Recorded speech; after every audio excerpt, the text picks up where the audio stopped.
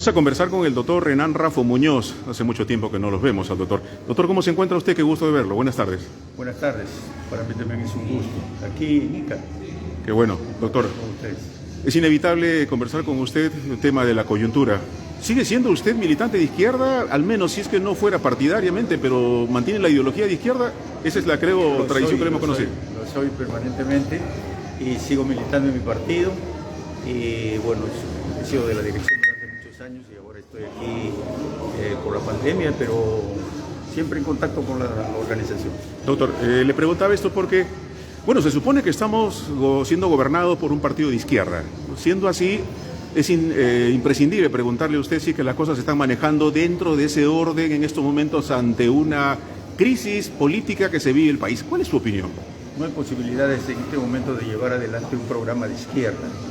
Primero porque hay una crisis política que tiene raigambre nacional, pero también internacional.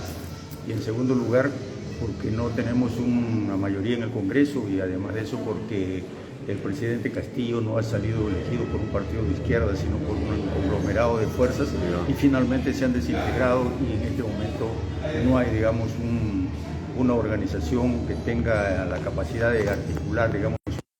Doctor, ¿no quiere decir usted que el presidente Castillo ha dejado de ser un hombre de izquierda? ¿Nunca lo fue? No, sino que no puede aplicar un programa de izquierda. No hay condiciones porque no tiene una correlación de fuerzas favorable en el Congreso y tampoco la tiene en el sector social. ¿Se refiere usted que en el Congreso lamentablemente no tiene la mayoría como para que pueda dar las herramientas legales y conducir al país dentro del proyecto que él ha tenido?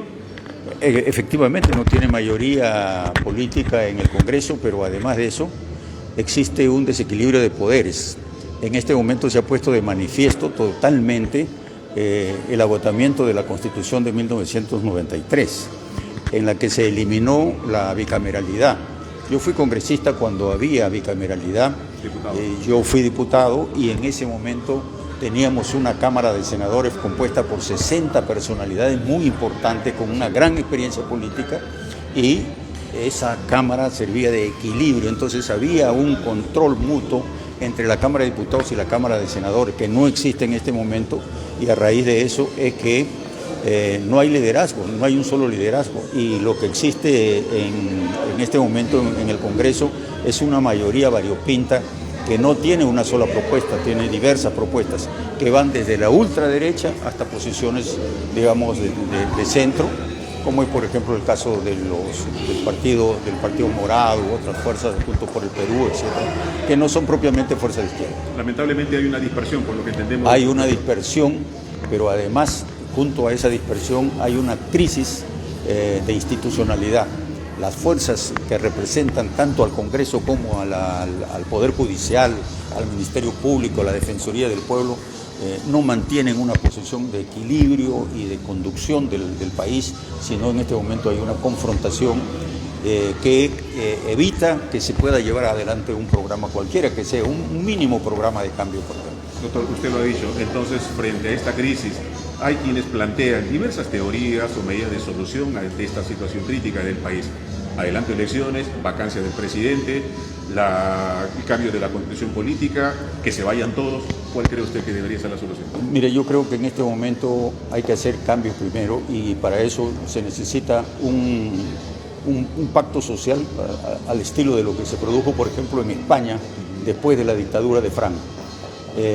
Estamos en una situación muy semejante a esa, en la que se llegó al pacto de la Moncloa, que significó un acuerdo entre las fuerzas políticas y las fuerzas sociales para estructurar un gobierno de transición. Ese gobierno de transición podría hacer algunos cambios, ya que no se quiere cambiar la Constitución en su integridad, podría hacer algunos cambios fundamentales en el capítulo económico, en el capítulo del Estado, por ejemplo, debería hacerse algunos cambios en el sistema electoral mismo, en el sistema partidario, para poder después ir a un proceso eleccionario que pueda darle salida a la crisis. Yo creo que en este momento la posición que tiene mayoría es la que se vayan todos, porque hay un descontento tanto para el Poder Ejecutivo como para el Poder Legislativo.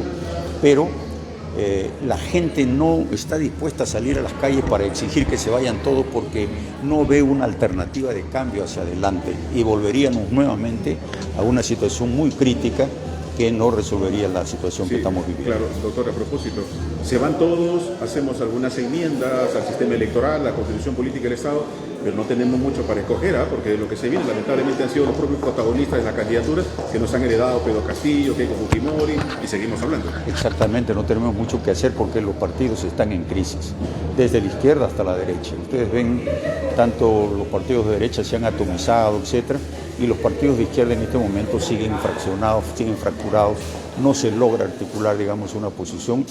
Sin embargo, hay un sentimiento de cambio en la población y yo creo que eso es lo que hay que trabajar.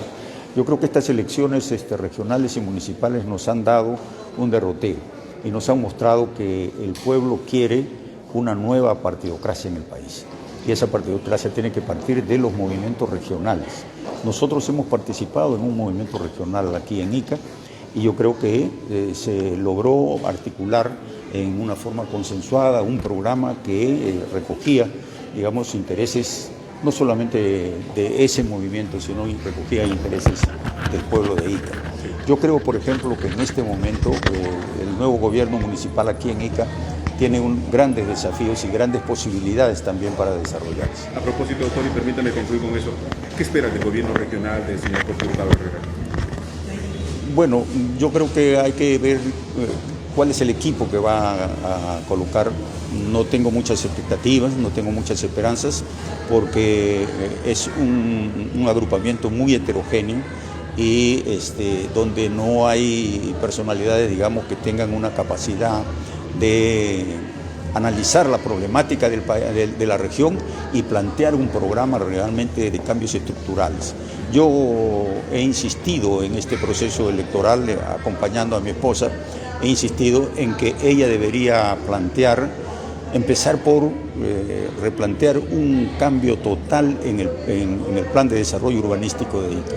Nosotros tenemos una normativa de construcciones que tiene más de 50 años y tenemos los sistemas básicos colapsados como el sistema de agua y el desagüe, etcétera, pistas, veredas, crecimiento poblacional, uso del territorio, etcétera, totalmente desordenado. Ya que habla usted de gobierno local, ¿Carlos Reyes tendrá la capacidad para ejecutar precisamente lo que se necesita y lo que usted acaba de mencionar, doctor? Si logra articular, digamos, dentro del Consejo Municipal una propuesta programática y se rodea de técnicos que realmente tengan capacidad y honestidad para gobernar, yo creo que puede hacer una labor, porque en este momento yo creo que lo que necesita el país fundamentalmente es un cambio mínimo, necesita honestidad. Alfonso Barrantes decía que en este país basta ser honrado para ser revolucionario. Perfecto, doctor, muchas gracias. Muchas gracias a ustedes.